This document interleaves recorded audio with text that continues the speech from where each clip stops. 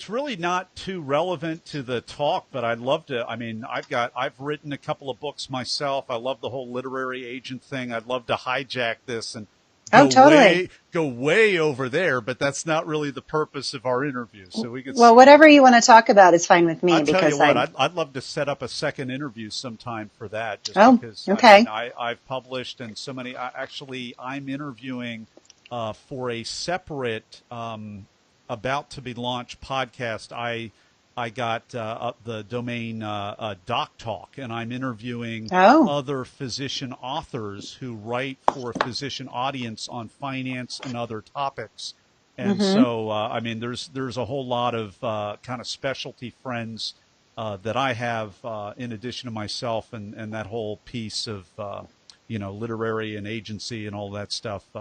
Very, very valuable stuff. But we're here to Cool. talk about your branded talk today. Oh, So Talk okay. Universe, we're not going to get those goodies, but I may set up a special extra interview about that. Sounds like Kristen is amenable to that, which I know not all literary agents would be, because you're agents and you have this image of being very unapproachable and Oh, you guys as an industry do that very, very, very well. So, so I you know, need to keep that. I can pretend to be you unapproachable got to or pretend to pretend or be something. unapproachable. Yeah, but here you are on the interview. So we have fun with that. Now, I am looking for, oh, well, that's because it's disabled because we're Facebook Live. So I'm going to this backup interview recorder right here.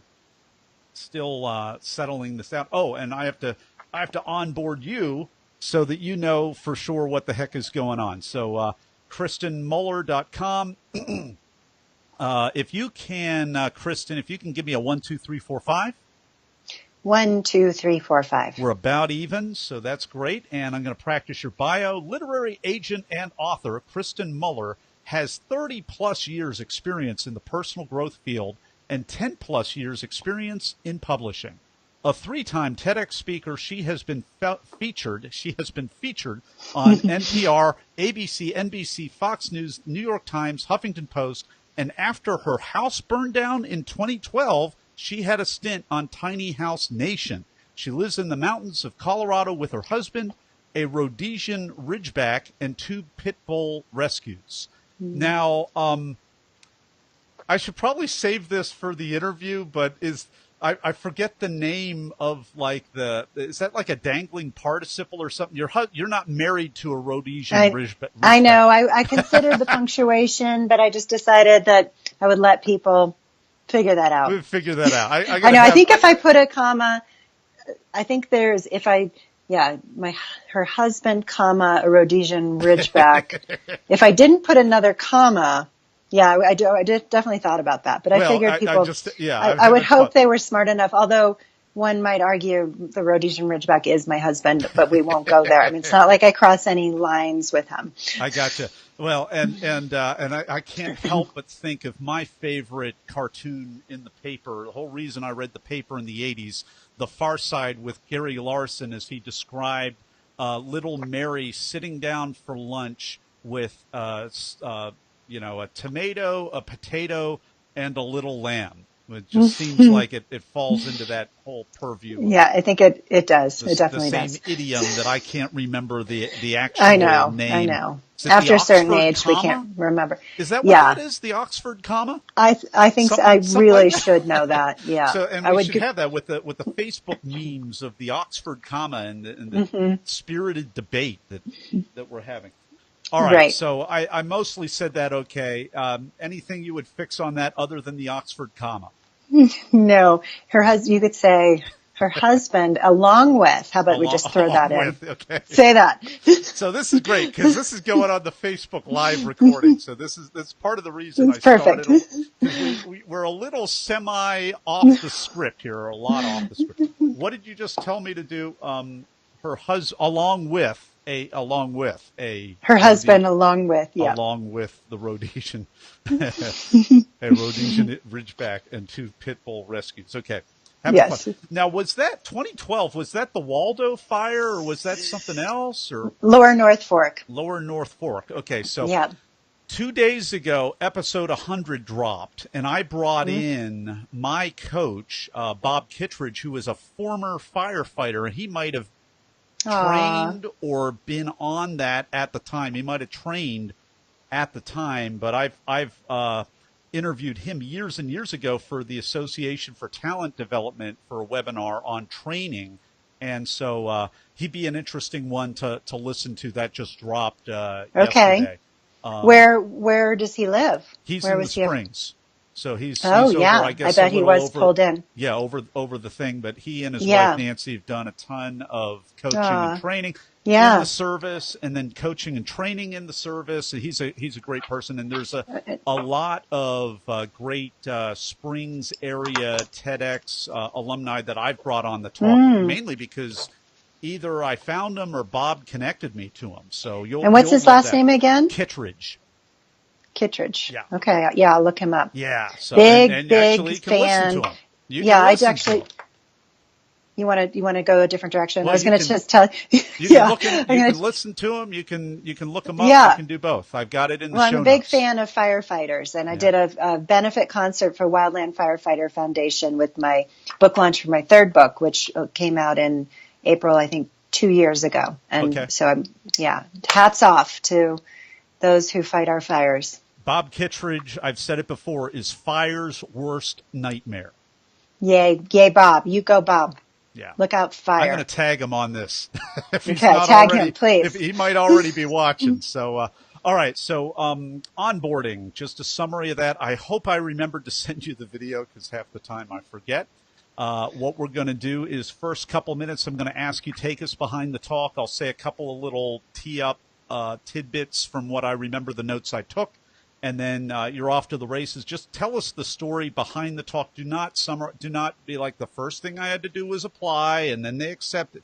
Don't do that because other people sometimes do that, and that gets old. But when you tell people don't do something, do that. Yeah, it's like don't think of the purple elephant. No, do this. Just tell us the story. Summarize. Yeah. Okay. Summarize the talk. Summarize the talk. It's not a performance. Whatever you forget is fine. Whatever you remember is fine. That's the purpose of the podcast. Come kind of scoop up all the remnants after your performance because you don't get to talk about that. So we want to hear that. Right.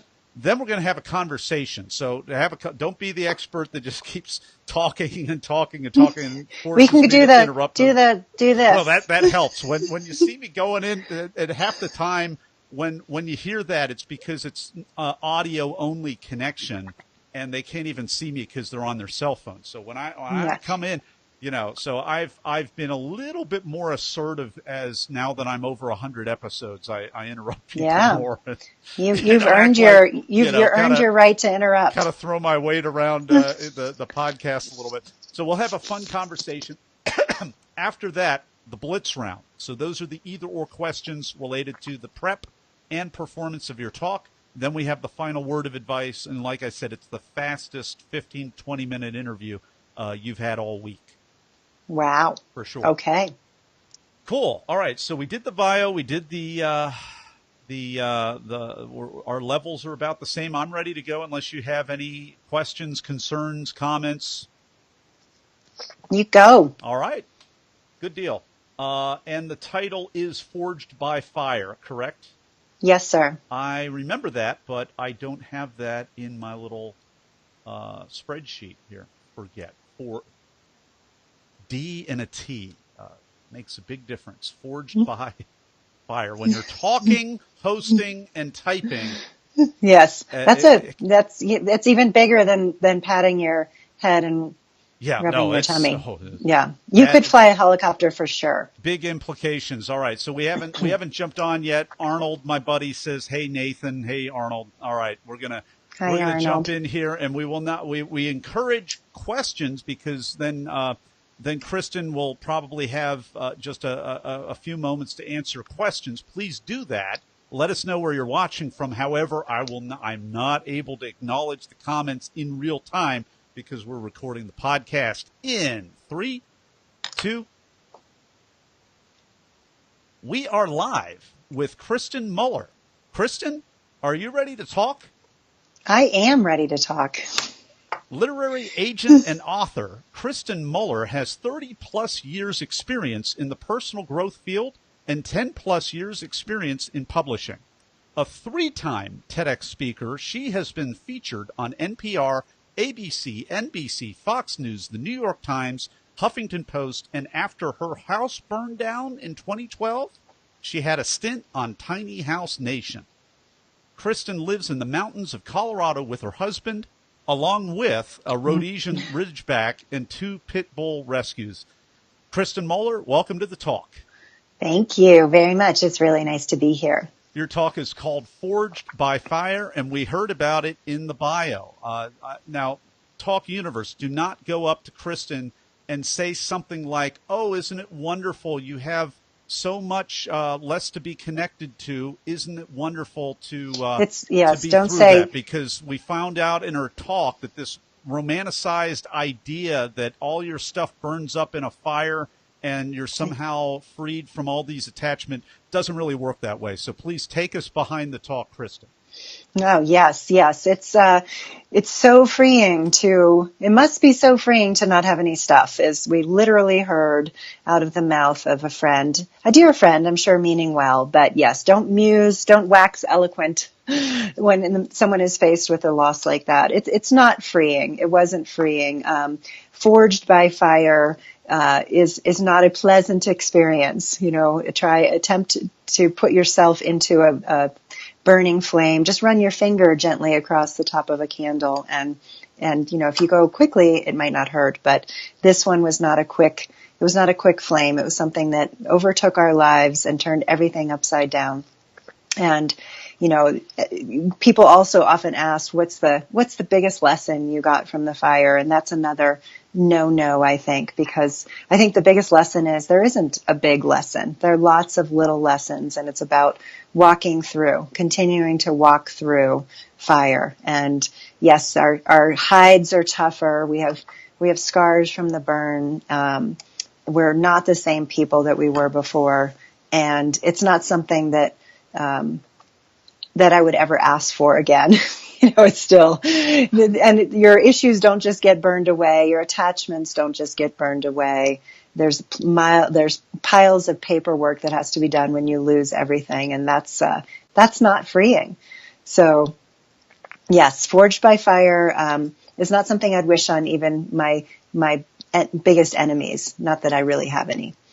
You mentioned it's not an acronym, but you mentioned the phrase stop, drop, and roll. Stop, drop, and roll. Yes. Take us behind those tips. Yeah. So, and this has evolved over time because I'm not the same person that gave that talk, but stop, drop, and roll. It's that I had to play with something. I had to bring humor, and that is something I did learn because we have to approach these things that just take us to our knees. We have to bring some humor. Otherwise, I think we go a little crazy. So stop, drop, and roll was that childhood thing that, they don't still do it. I had to actually search for that and find the graphic for that, but it's what we were taught. If you happen to catch on fire, stop, don't run, stop, drop to the ground, and roll to extinguish the fire. So I was looking at it more, of course, practically speaking, but then more kind of spiritually of stop, it's really just stop the action. And then drop, you could say, those that meditate, you could say kind of drop into the experience, but be with whatever's going on. Be with your own angst and your own stress, and kind of just try to be grounded in the moment, because there's a lot of, when you're going through trauma, there's a lot, it actually is contrary to what we want to do, because we want to run, but if we run, it follows. So and this can be like a stop, drop, and roll just for a minute. Okay, stop, drop, and roll just for a second. It doesn't mean you have to spend like the whole next week stopping and dropping into it. And rolling was really the roll with it, like just keep on keeping on. So again, it doesn't mean that there were plenty of times that I ran and numbed out and watched really bad TV and got addicted to a new, watched now Game of Thrones, things like that, but just trying to bring some play. So, stop, drop, and roll. So that's no longer taught? in the schools? Well, I don't What's the know. I new mean, I'm thing? not. Yeah, I I know. mean, I'm What do you sorry do now?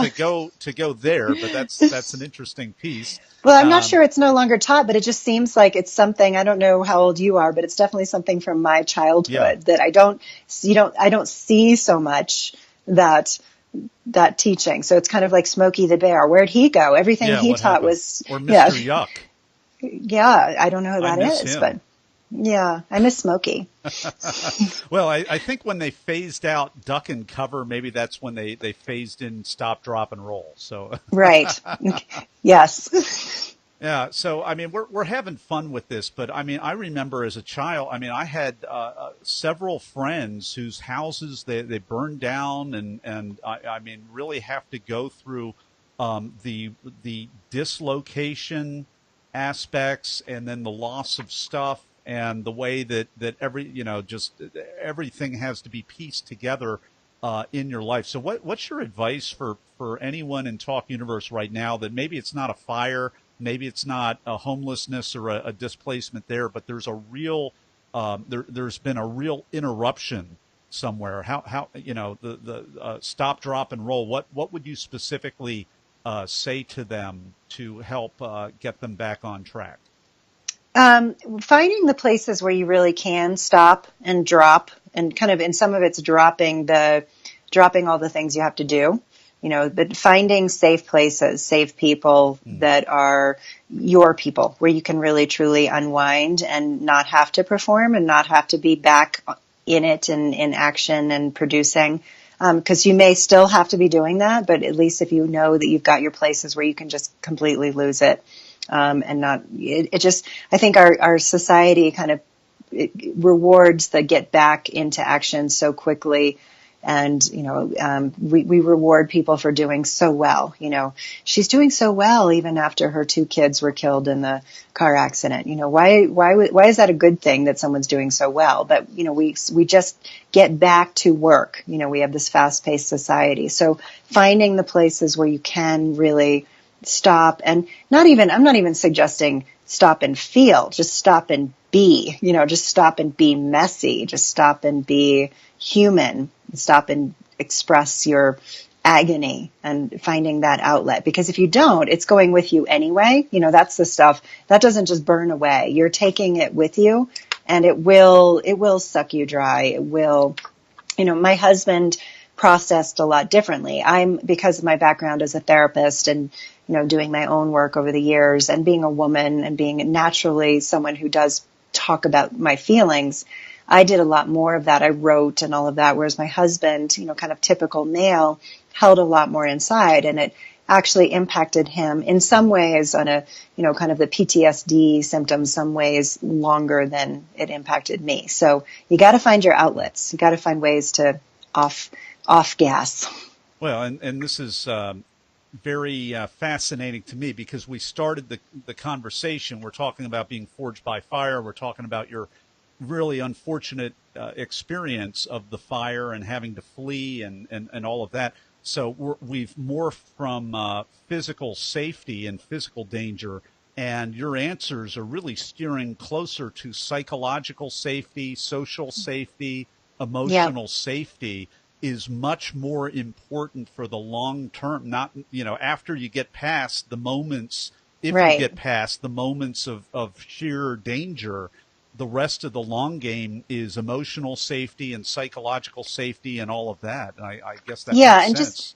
yeah. And back to if someone's not going through something right now, I'm a big, be a prepper in this area, prepping for disaster, Mm. not going overboard, but have your lists of things that you would take, have your, even we still haven't completely done this, in our new house, but having each other, each member of the family know what is important, have the list, what's important, where are the bags to pile in the stuff, what really needs to go, what would you just be devastated to lose. So you don't live with your suitcase by the door, but you prepare. And then also there are companies that do home inventory lists. So actually have things videoed and photographed so you know the contents of your house. Because when you go through insurance after you've lost everything, recalling stuff is really difficult. And let me say one other thing on that too is don't be a hero. don't think you're going to stay home and fight the fire and, you and your hose on your roof. Just don't let go of that. Just leave. When they say leave, leave. Just leave. Well, we'll leave that to, this is the inside joke from before the recording, but we'll leave that to Bob Kittredge, who you remember is my coach from episode 100. And we didn't say he was a member of the Forest Service, so he's fire's worst nightmare. So I got to put a plug out to Bob. Right. Leave it to the professionals. It's so hard. Don't be the hero. Yeah, people, right. People, I think it's especially a male thing of I'm going to stay and I'm going to defend my castle. And, while admirable, there were people who died in our fire, and it's just not, the defensible spaces, the supposedly non-flammable material that we used for building, it just, when a fire's coming through and it's raging hot and moving fast, you don't want to mess with it. For sure. Now, this has been a really fun conversation with Kristen Mueller, whose talk was called Forged by Fire. We're going to continue this in just a moment, and we'll be right back with the Blitz Round. And welcome back, Talk Universe. We are back with the Blitz Round. Kristen, are you ready? I am ready. I'm going to ask you a series of questions, either or, pointing to the preparation and performance of your talk. Here's the first question. Were you selected to speak, Kristen, or did you apply? Selected. Are you a memorizer, an improviser, or a blender? Memorizer for that talk, blender normally, and I actually like improvising most. Yeah, a bunch of us do. Would you consider yourself a seasoned performer or new to the stage? Seasoned, but still scared. Well, that was my next question. Did you have nerves, or were you in the zone, or neither, or both? Good God, man. Nerves. Are you kidding? I was in the zone completely, but nerves. Wow, both. Okay, well, how do you get into the zone when you still have nerves? If you don't have nerves, I don't know if you're alive. So, I think some they're just going to, hands are going to sweat. Moisture will come out of your body in places that you don't want it to. It's part of the deal. It means we're alive. So I think, being in the zone is because I prepared. I took it seriously. I memorized it. I did my time. I practiced. I worked with a coach, all of that. I actually flubbed it on, dry run. And actually started crying in front of and then on the actual day I didn't flub. Nice recovery. Mm-hmm. That's excellent. What is a tip, a technique, or a tool that helped you other than the dry run? Really the memorization. I had a coach and just taking the time to go through it. It's not, I guess today with some TED Talks, some people are actually using notes. I didn't use notes. And so just spending your time and go way in advance, really, really put in the hours. Yeah. Just a editorial comment. I am not an organizer, but from everything that I can see, Talk Universe, do not go up there with notes. It may not be approved for publication. Well, actually now the Chris Anderson, the head of TED in his book talks about that people I think they're loosening on that. They are letting people use notes. Yeah. Because they're realizing. I missed that on the book. They're realizing that it's just different. Some people have different strengths. So, yeah. Okay. Well, if you're going to use notes, I'm going to edit this. I'm going to edit myself. Leave this in, team. But if you're going to use notes, have the dog-eared page in Chris Anderson, the head of TED's book, so that you can talk it and show it to everybody. Exactly. Better way to do it. What was this is the cut for time question? What was the most painful part of the talk to cut out?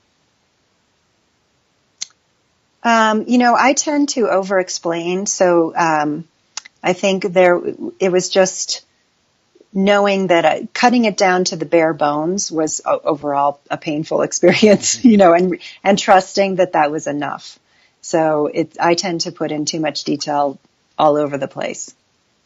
Well, I resemble that comment as well. So now it's a performance. So what was the most unexpected, strange, or just plain weird thing that happened during or right before your talk? Um, well, I think crying the day before was really, and because I have not had to do a dry run, and because this particular one was a really big deal. I mean, they did it was quite a production. So bursting into tears in front of all these people who were my peers. And that was the scariest thing for me, is more in front of my peers than just a general audience. So that threw me. That really threw me, because I thought, oh my God, that has never happened to me before. Literally, I just stopped mid-sentence and didn't know what to do. But So I I mean, carried that. in your defense, I mean, this is a highly emotional talk for you. I mean, your home burned down. Yeah, You had to that's flee. less the thing for me. That's actually less. I could talk to you and talk from an emotional level and not have a problem with that. If you just asked me to get up for half an hour or 20 minutes and share, I could do that. But the timed factor of a TED Talk, and then knowing the potential for distribution of it, and knowing what a big deal it was, and then doing that practicing in front of my peers, was what really scared me.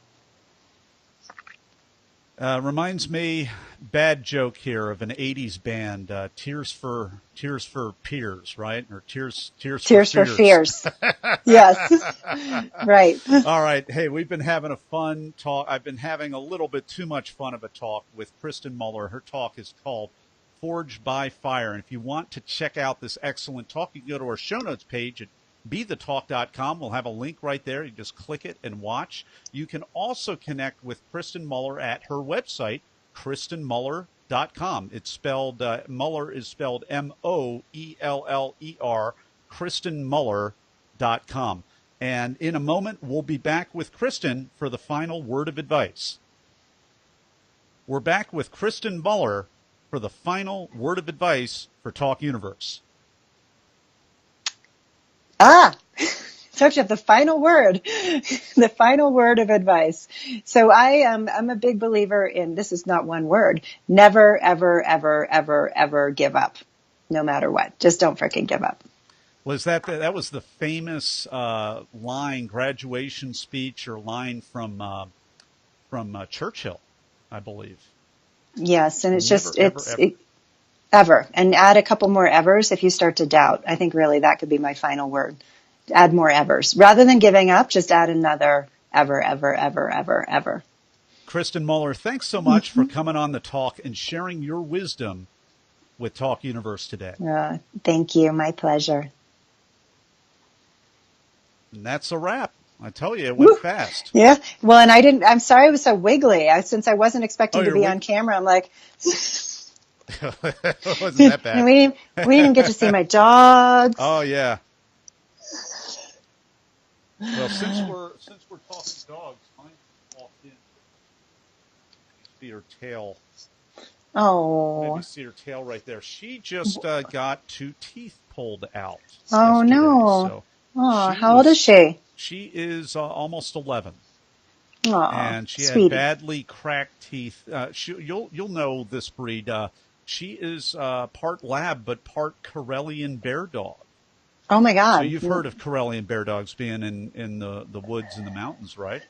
Oh yeah, I think they wander all over. Yeah. Well, they chase away the bears in the more newly populated areas, so that it doesn't become a problem, and you can chase them off of the kind of the suburban mountain land where they used to belong. Wow. Kind of thing. And you train these dogs, and they just hunt them and run circles around them and run them off. Instead of having to put down the bear or something like that. So sounds like a better plan. Yeah, it's more humane. So yes. Yeah. So that was interesting. She was my wife said, because she knows this stuff because she's more in healthcare. She said they put enough pain meds in her for a small horse, and she was walking around. Yesterday, we were a little concerned about her because she was squeaking and walking around in a little bit of a wobble and a daze. Yeah, she was high. She really was. So anyway, this is fun. So I got a Thank hey Nathan you. from my friend Arnold Dorset. I think he likes the fire. He's into fire. He's a man that loves the fire and different kind of fire, I think. Yeah, this has been a lot of fun, and no questions here. And yeah, I'll reach back out to me, and I'd love to talk more about publishing and all of that stuff, Okay. Kristen. If you're really serious about Definitely. that, we could have you on not Doc Talk, but I'm starting up a Boss Talk, and that might go in there, or we'll find a spot for it for sure. Let's go Okay. offline. So we're going to go offline. Bye bye Facebook Live. I'm going to go Bye, offline. everybody.